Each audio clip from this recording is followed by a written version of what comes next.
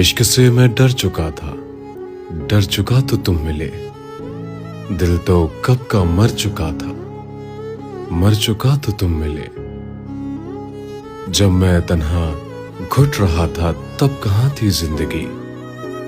दिल भी गम से भर चुका था, भर चुका तो तुम मिले।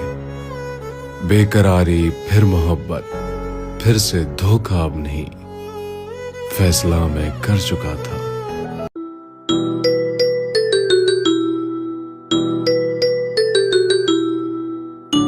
तो मोहब्बत हम होना सिखाती है, और हमारे यहाँ मोहब्बत का मतलब यह है कि एक कोई हुक्म देगा और दूसरा उसको कोई हुक्म मानेगा, तो ये लाजवाल मोहब्बत होगी। मेरे नजदीक आप जिसको चाहें उसको आजाद करने का नाम मोहब्बत है।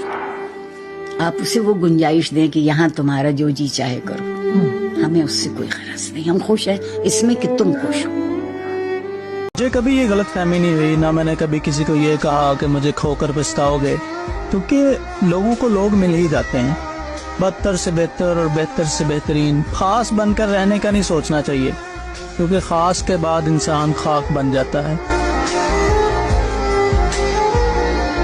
एक मुद्दत से उजड़ते ही चले आए हैं, एक लम्हे में कहाँ हमने सवर जाना है। जिस तरह रात कटी दिन भी गया हाथों से, इस तरह हमने भी किसी शाम गुजर जाना है।